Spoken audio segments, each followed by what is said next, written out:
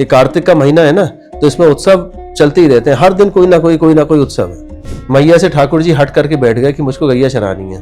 तो भैया गैया अंबार, वहां पे गैया ही गैया, उनके घर में कितनी गैया।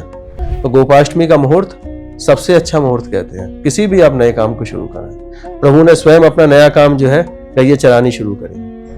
प्रभु का इतना श्रृंगार किया, कहते हैं कि त्रिलोक की लक्ष्मी से प्रभु को आज है सुंदर कर दिया सांवरे से लौटे। सगी के पास में गाय हैं, हर किसी मनुष्य के पास में 10-10 गाय हैं।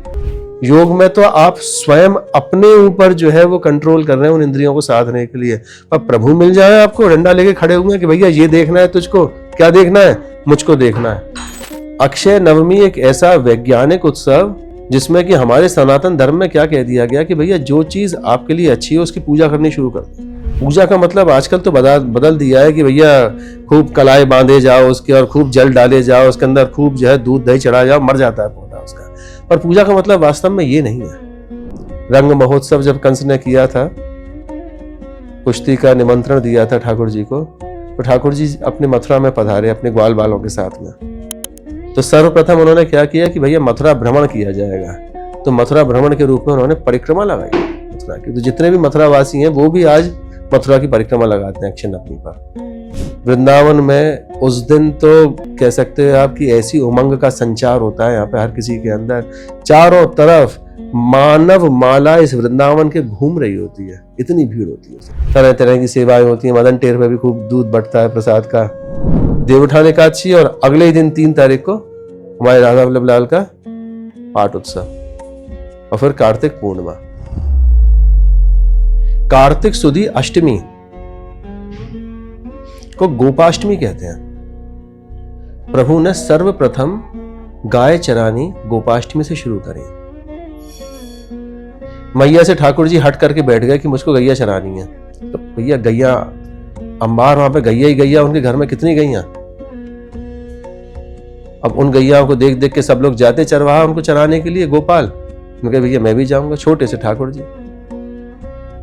अब जिसका काम ही ये होता है तो वो तो उसको बड़ा रचपच के करेगा कि भाई मेरा बच्चा शुरू करेगा। तो यशोदा मैया ने अपने गुरुदेव को बुलवा के ठाकुर जी के लिए गौचारण का मुहूर्त निकलवाया।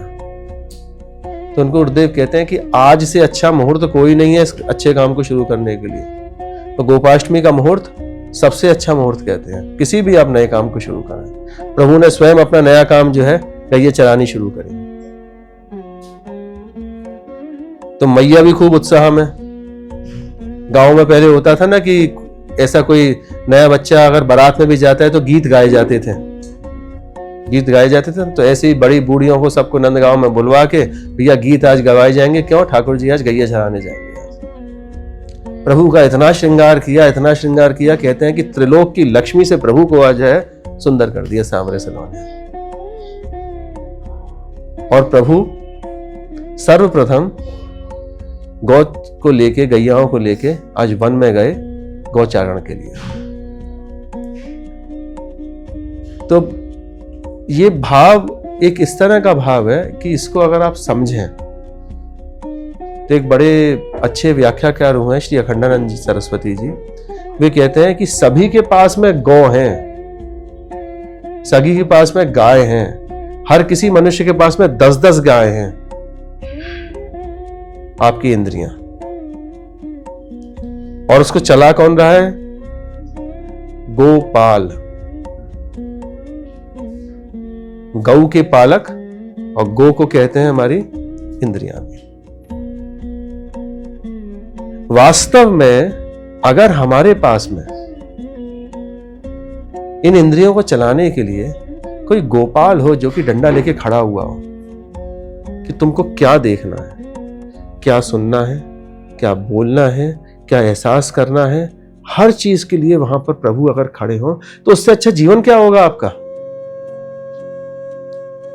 उससे अच्छा क्या जीवन हो सकता है आपका कि जो कि योग में भी नहीं मिल पा रहा है वो आपको।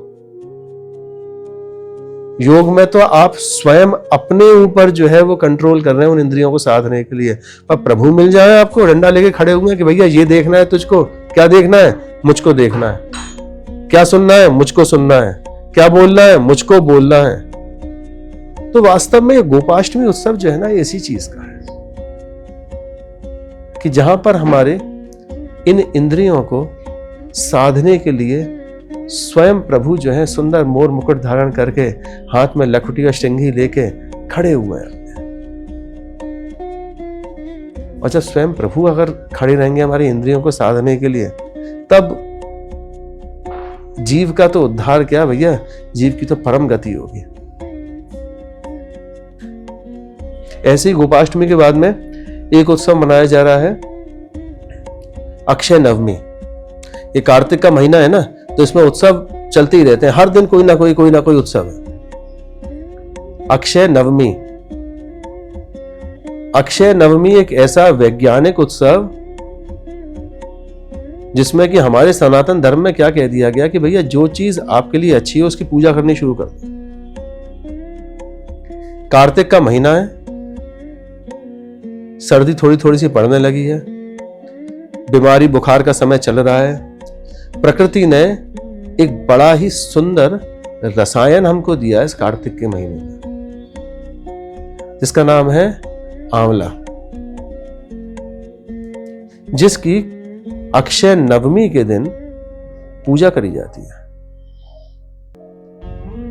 पूजा का मतलब आजकल तो बदल दिया है कि भैया खूब कलाई बांधे जाओ उसके और खूब जल डाले जाओ, उसके अंदर खूब जो है दूध दही चढ़ा जाओ, मर जाता है पौधा उसका। पर पूजा का मतलब वास्तव में ये नहीं है। जो अपनी संस्कृति में पूजा का मतलब बताया कि उसका संरक्षण करना। वह फल आपको एक ऐसा अमृत फल दे रहा है कि वो जल भी जाता है तब भी उसके अंदर से उसके खनिज खत्म नहीं होते।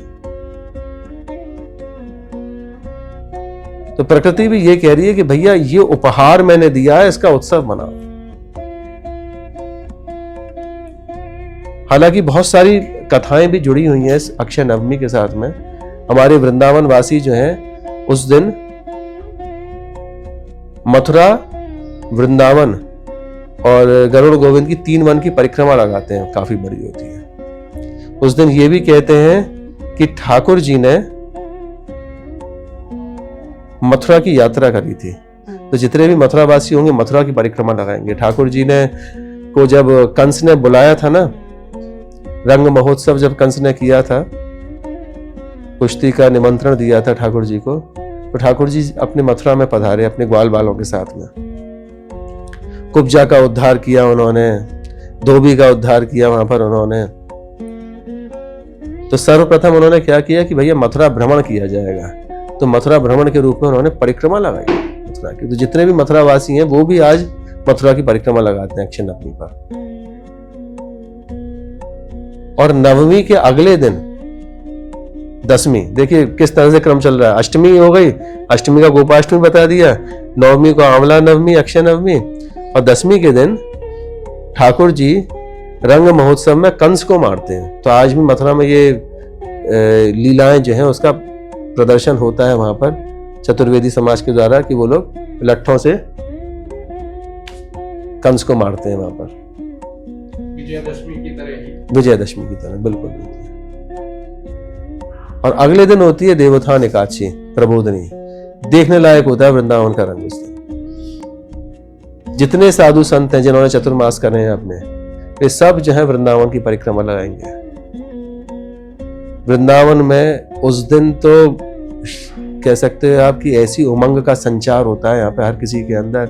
चारों तरफ मानव माला इस वृंदावन के घूम रही होती है, इतनी भीड़ होती है उस दिन परिक्रमा। तरह तरह की सेवाएं होती हैं, मदन टेर पे भी खूब दूध बटता है प्रसाद का।